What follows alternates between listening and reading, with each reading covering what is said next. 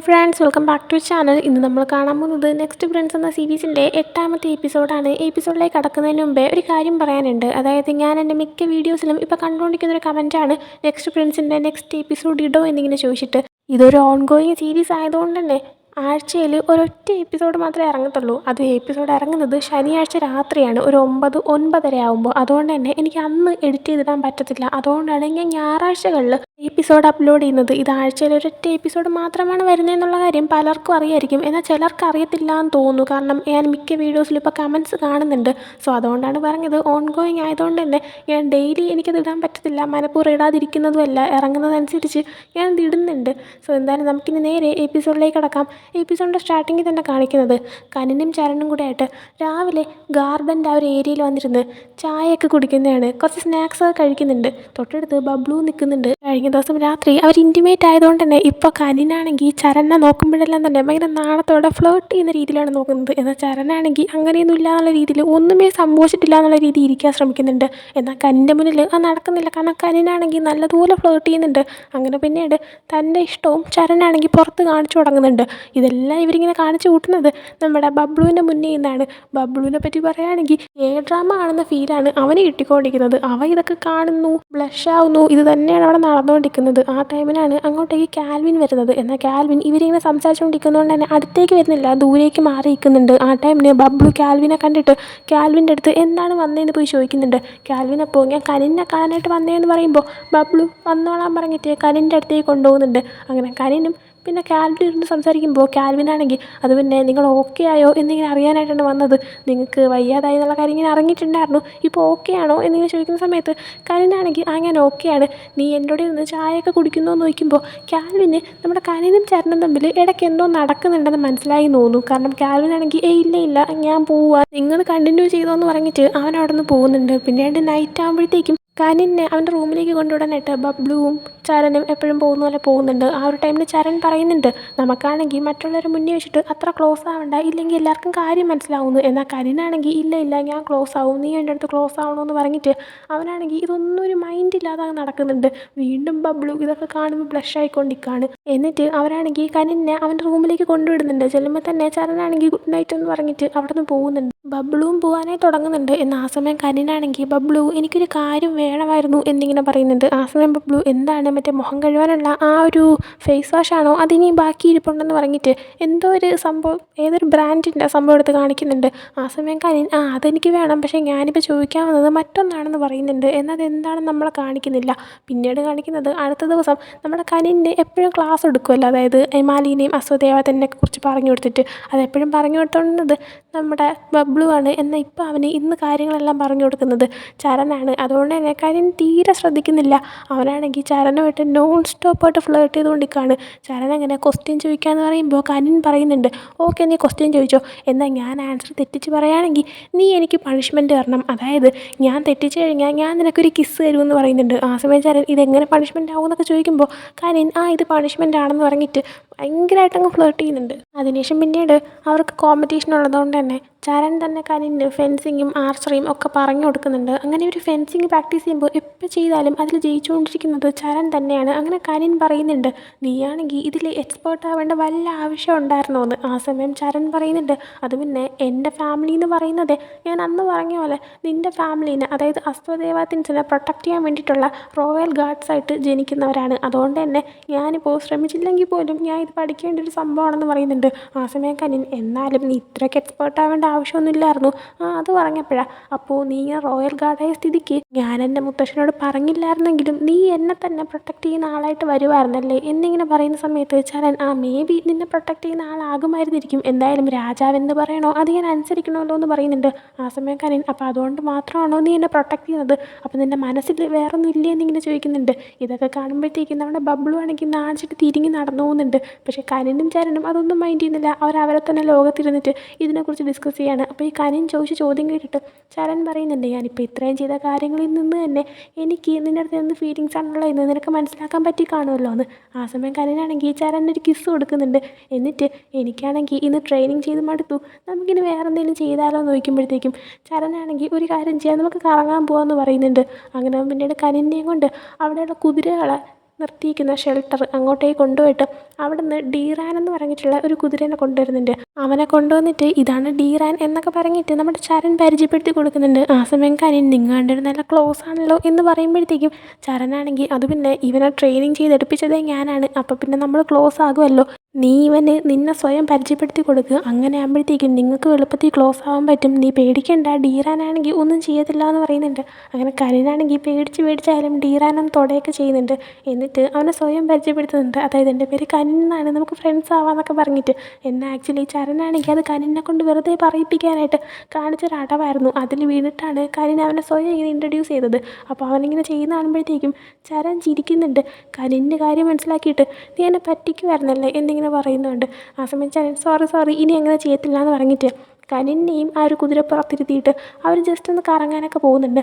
അപ്പോൾ കനിന് വീഴുമെന്ന് ശരിക്കും പേടിയുണ്ട്. അതുകൊണ്ട് തന്നെ ചരൻ്റെ അടുത്ത് നമുക്ക് പോയാലോ എന്നിങ്ങനെ പറയുന്ന സമയത്ത് ആ ഒരു കുതിര അവൾ അനങ്ങാതെ നിൽക്കുമായിരുന്നു. അതുകൊണ്ട് ചരൻ പറയുന്നുണ്ട് അവൻ നടക്കുന്നില്ലല്ലോ, അതുകൊണ്ട് നീ പേടിക്കണ്ട, വീഴത്തില്ല എന്ന്. അതും പറഞ്ഞിട്ട് ചരനാണെങ്കിൽ കനിനെ ഹഗ് ചെയ്തിരിക്കുന്നുണ്ട്. ആ സമയം കനിനാണെങ്കിൽ നിൻ്റെ കൂടെ ഇങ്ങനെ ഇരിക്കുമ്പോൾ ഭയങ്കര രസമുണ്ടെന്ന് പറയുന്നുണ്ട്. ആ സമയം ചരൻ നമുക്ക് ലൈഫ് ലോങ് മുഴുവൻ എപ്പോഴും ഒരുമിച്ചുണ്ടായിരിക്കാമെന്നിങ്ങനെ പറയുന്നുണ്ട്. ആ സമയം കനിൻ ചരനൊരു കിസ് കൊടുക്കുന്നുണ്ട്. ചരൻ അവനെ തിരിച്ച് കിസ് ചെയ്യുകയും ചെയ്യാണ്. ആ സമയമാണ് ഇപ്പോഴും ഇടിമിന്നലൊക്കെ വരുന്നത്. മഴ പെയ്യാൻ പോകുകയാണെന്ന് മനസ്സിലാക്കുന്നതും ചരന് എപ്പോഴും പേടി വരുന്നത് പോലെ ഇപ്പോഴും പേടി വരാനായിട്ട് തുടങ്ങുകയാണ്. അപ്പോൾ ചരൻ്റെ ആ ഒരു കാര്യം ഇപ്പം കനിന് അറിയാമെന്നുള്ളത് കൊണ്ട് തന്നെ അവനാണെങ്കിൽ പെട്ടെന്ന് ചരൻ്റെ കൈ പിടിച്ചിട്ട് പേടിക്കണ്ട, ഞാൻ തൊട്ടടുത്തുണ്ടെന്ന് പറയുന്നുണ്ട്. അങ്ങനെ അവർ പെട്ടെന്ന് തന്നെ മഴ തുടങ്ങുന്നതിന് മുമ്പ് തന്നെ റൂമിലേക്ക് വരുന്നുണ്ട്.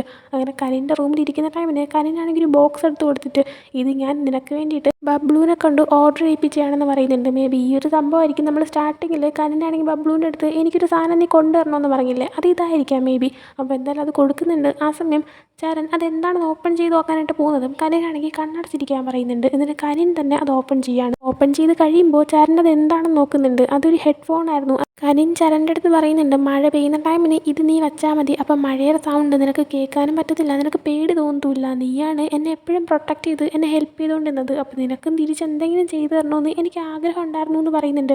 ആ സമയം ചരൻ താങ്ക്സ് പറയുമ്പോൾ കനിനാണെങ്കിൽ ചരൻ്റെ തോളിൽ ചാരി ഇരിക്കുന്നുണ്ട്. ചരൻ്റെ അടുത്ത് നീ പേടിക്കണ്ട, എന്തൊക്കെ സംഭവിച്ചാലും നിൻ്റെ തൊട്ടടുത്ത് ഞാൻ ഉണ്ടായിരിക്കും എന്ന് പറയാണ്. പിന്നീട് കാണിക്കുന്നത് അടുത്ത ദിവസം രാവിലെ കാൽവിനാണെങ്കിൽ നമ്മുടെ കനിൻ്റെ മുത്തശ്ശനുമായിട്ട് അതായത് രാജാവുമായിട്ട് ഒരുമിച്ചിരുന്ന് ബ്രേക്ക്ഫാസ്റ്റ് കഴിക്കുന്നതാണ്. ആ സമയം രാജാവ് ഇവിടുത്തെ താമസമൊക്കെ എങ്ങനെയുണ്ട്, നിനക്ക് ഇമാലി ഇഷ്ടപ്പെട്ടോ എന്നൊക്കെ ചോദിക്കുന്നുണ്ട്. ആ സമയം എനിക്ക് നല്ല ഇഷ്ടപ്പെട്ടു, അതുകൊണ്ട് തന്നെ എനിക്കിവിടെ നിൽക്കണമെന്ന് നല്ല ആഗ്രഹമുണ്ട്, അതേപോലെ തന്നെ കോളേജിനും ഫ്രണ്ട്സിനും കിട്ടി ഞാൻ ഭയങ്കര ഹാപ്പിയാണെന്നൊക്കെ പറയുന്നുണ്ട്.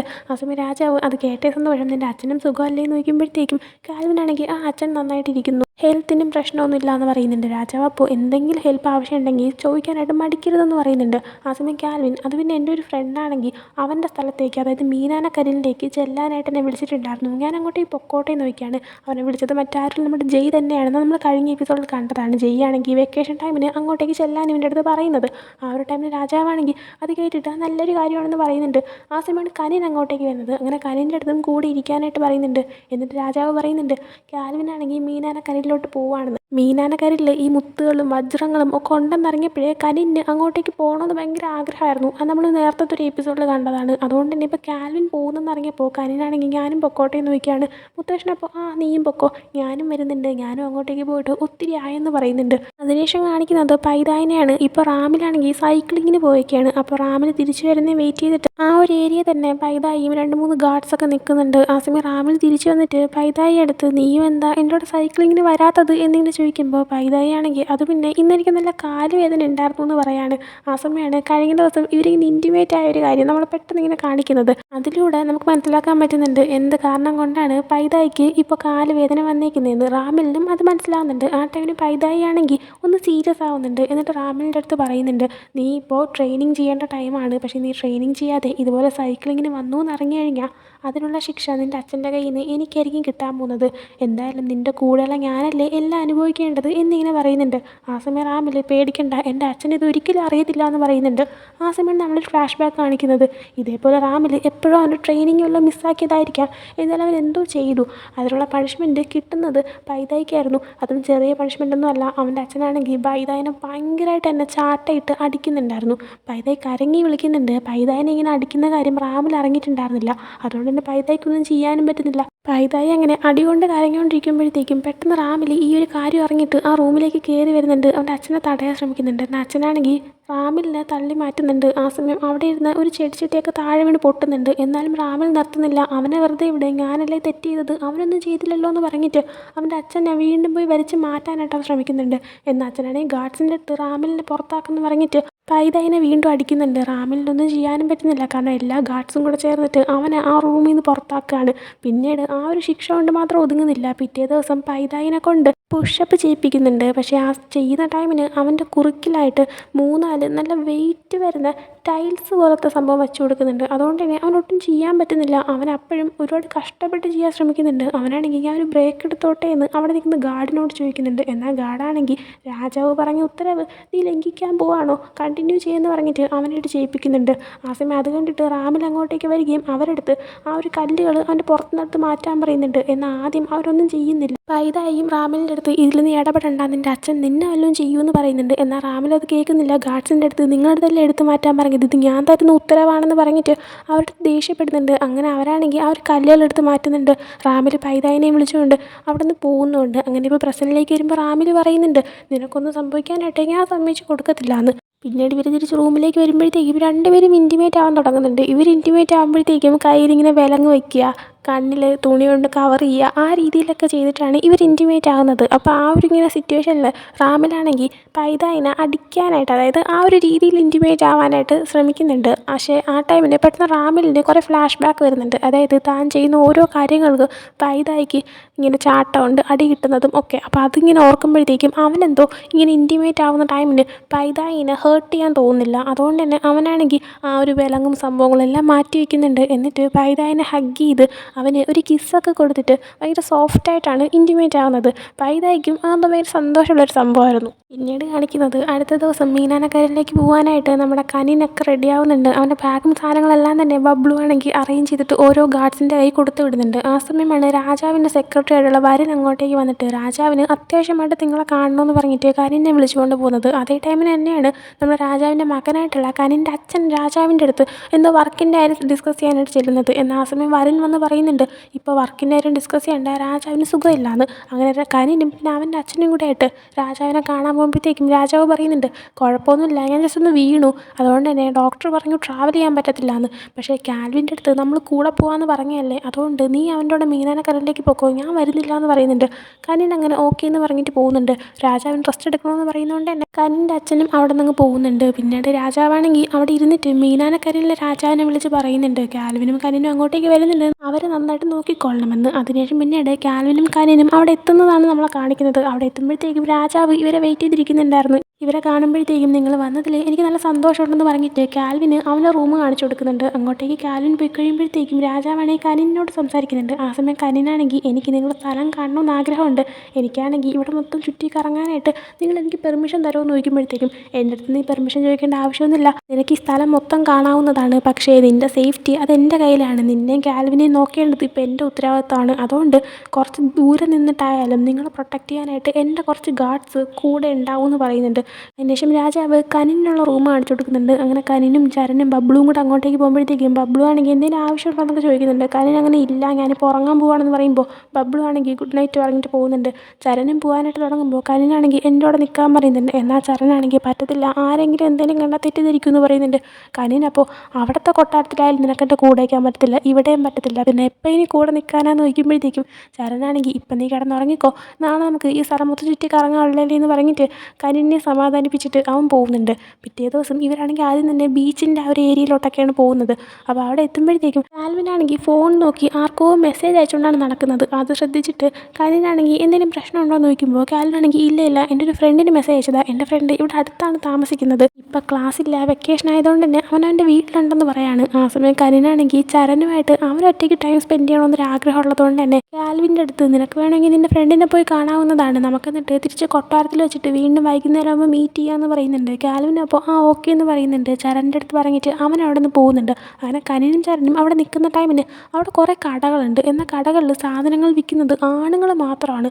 അതെന്തോ വ്യത്യസ്തമായിട്ട് ശ്രദ്ധിച്ചിട്ട് കനിനാണെങ്കിൽ എന്താ അങ്ങനെ എന്നിങ്ങനെ ചോദിക്കുന്നുണ്ട്. ചരനപ്പോൾ അത് പിന്നീട് മീനാനക്കരിൽ ഒരു വിശ്വാസമുണ്ട്. അതായത് വീട്ടിലത്തേക്ക് ആവശ്യമുള്ള പണം ഉണ്ടാക്കുന്നത് ആണുങ്ങൾ മാത്രമായിരിക്കണം, എന്നിട്ട് വീടിൻ്റെ അകത്തുള്ള കാര്യങ്ങൾ നോക്കുന്നത് പെണ്ണുങ്ങൾ മാത്രമായിരിക്കണമെന്ന്. അതാണ് ഇവിടെ നടന്നുകൊണ്ടിരിക്കുന്നത് എന്നിങ്ങനെ പറയുന്നുണ്ട്. കനിനപ്പോൾ ഇപ്പോഴും പഴയ പോലെ തന്നെ ആൾക്കാർ ചിന്തിച്ചാണ് ജീവിക്കുന്നത്.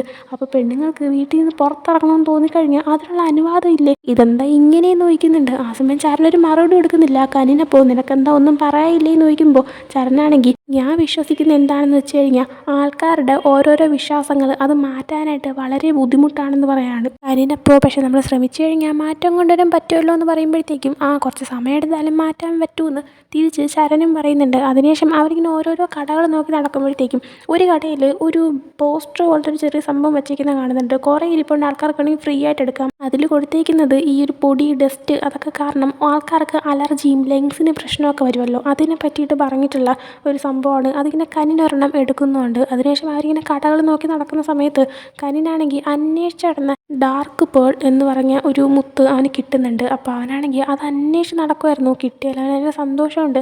എന്നിട്ട് ആ കടക്കാരൻ്റെ അടുത്ത് ചോദിക്കുന്നുണ്ട് ഈ മുത്തിനെ സാധാരണ ആൾക്കാർ ഏത് രീതിയിലാണ് മാറ്റുന്നതെന്ന്. അപ്പോൾ കടക്കാരൻ പറയുന്നുണ്ട് എപ്പോഴും കൂടുതൽ മാലയാക്കാറാണ് പതിവ്, അതാണ് കാണാൻ ഭംഗിയെന്ന്.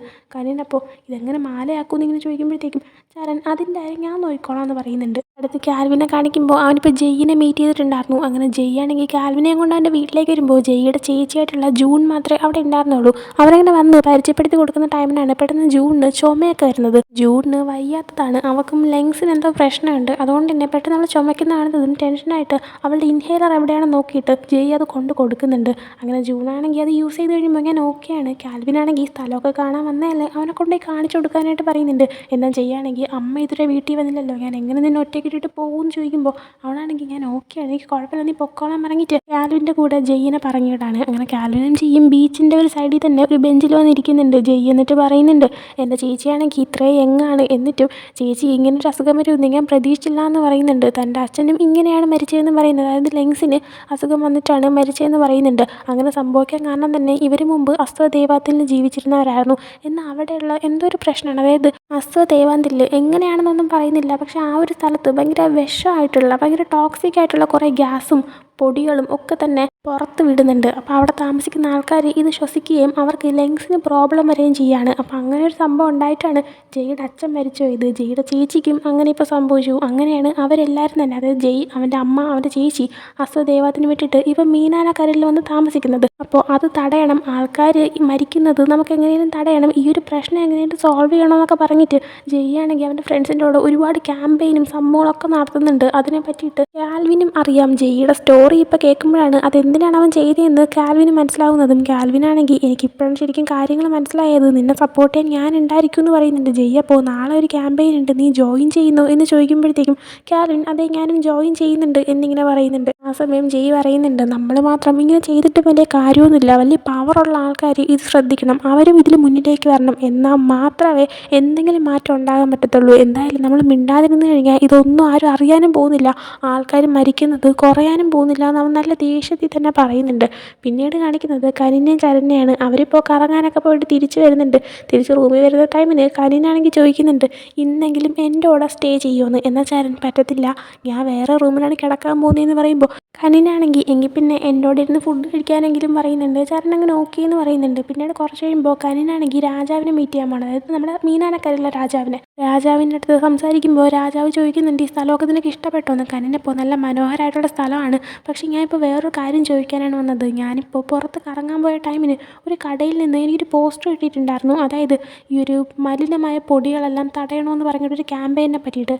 നാളെയാണ് നടക്കുന്നത്, എനിക്കതിൽ ജോയിൻ ചെയ്യാൻ താല്പര്യമുണ്ടെന്ന് പറയുമ്പോൾ രാജാവാണെങ്കിൽ നല്ല കാര്യം, ഇതെല്ലാം തന്നെ പ്രൊമോട്ട് ചെയ്യുന്നത് വളരെ നല്ലതാണ്, നീ അതിന് പൊക്കോ, പക്ഷേ എൻ്റെ കുറച്ച് ഗാർഡ്സ് നിന്നെ പ്രൊട്ടക്റ്റ് ചെയ്യാനായിട്ട് അവിടെ ഉണ്ടാവും എന്ന് പറയുന്നുണ്ട്. പിന്നീട് കാണിക്കുന്നത് കനിനാണെങ്കിൽ അതിന് വേണ്ടിയിട്ട് അടുത്ത ദിവസം റെഡി ആയിട്ടിരിക്കുന്നുണ്ട്. ചരൺ വന്നിട്ട് ഫുൾ ടൈം നീ എൻ്റെ കൂടെ തന്നെ ഉണ്ടായിരിക്കണം, കാരണം എന്ത് സംഭവിക്കും നമുക്ക് പറയാൻ പറ്റത്തില്ല എന്ന് പറഞ്ഞിട്ട് അവനെ വിളിച്ചുകൊണ്ട് അങ്ങോട്ടേക്ക് ചെല്ലുന്നുണ്ട്.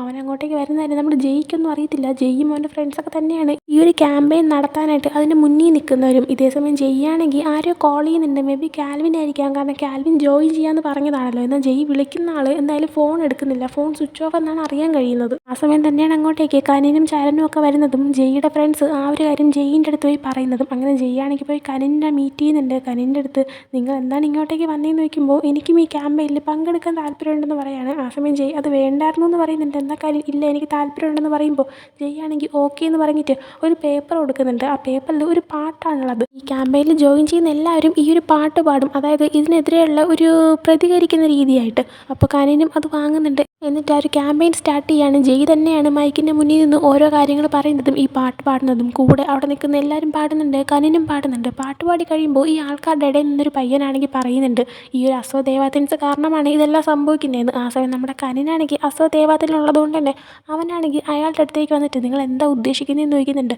ആ സമയം പയ്യനാണെങ്കിൽ നിങ്ങൾ അസ്വദേവാദിൻസ് കാരണമാണ് ഇതെല്ലാം സംഭവിച്ചത്, എൻ്റെ പാരൻസ് മരിച്ചതുപോലും നിങ്ങളാണ്, ആ രാജാവ് വളരെ മോശക്കാരനാണ്, ആ രാജാവാണ് കെമിക്കലായിട്ടുള്ള ആ ഒരു ടോക്സിക് ആയിട്ടുള്ള പൊടിയും ഗ്യാസും എല്ലാം തന്നെ പുറത്ത് വിട്ട് ആൾക്കാരെ കൊല്ലുന്നതെന്ന്. ആ സമയം ആ കൂട്ടത്തിൽ നിന്ന് മറ്റൊരു പേരും അതെ ശരിയാണ്, രാജാവ് കാരണമാണ് ആൾക്കാരെല്ലാവരും മരിക്കുന്നതെന്ന് പറയുന്നുണ്ട്. അത് പറഞ്ഞിട്ട് ആ പയ്യനാണെങ്കിൽ കനിൻ അസ്വദേവാത്തിൽ പെട്ടതുകൊണ്ട് തന്നെ കനിന് ഇതുമായിട്ട് എന്തോ പങ്കുണ്ടെന്നൊക്കെ കരുതിയിട്ട് അവനെ ഉപദ്രവിക്കാനായിട്ട് വരുന്നുണ്ട്. എന്നാൽ പെട്ടെന്ന് ഇടയിലേക്ക് വേറെ കുറേ ആൾക്കാർ കയറിയിട്ട് ആ പയ്യനെ പിടിച്ചു മാറ്റിയിട്ട് അവനെ ഉപദ്രവിക്കുന്നുണ്ട്. എന്നാൽ കനിന് എന്താണ് സംഭവം എന്ന് അറിയണമെന്നുണ്ട്. ആ ഒരു പയ്യൻ പാവമാണെന്ന് മനസ്സിലാക്കിയിട്ട് കനിൻ പറയുന്നുണ്ട് അവനൊന്നും ചെയ്യലാനും വെറുതെ വിടാനായിട്ട്. എന്നാൽ ചരനാണെങ്കിൽ നമുക്കിപ്പോൾ ഇവിടെ നിന്ന് പോകണമെന്ന് പറഞ്ഞിട്ട് കനിനെ അവിടെ നിന്ന് വിളിച്ചുകൊണ്ട് പോവുകയും ചെയ്യാണ്. അങ്ങനെ അതും കാണിച്ചുകൊണ്ട് ഈ ഒരു എപ്പിസോഡിലൂടെ എൻഡ് ആവുന്നുണ്ട്. അപ്പോൾ ഈ ഒരു എപ്പിസോഡ് നിങ്ങൾക്ക് ഇഷ്ടപ്പെട്ടെങ്കിൽ ലൈക്ക് ചെയ്യുക, ഷെയർ ചെയ്യുക, സബ്സ്ക്രൈബ് ചെയ്യുക. നെക്സ്റ്റ് വീഡിയോ ആയിട്ട് വരുന്നത് ബൈ.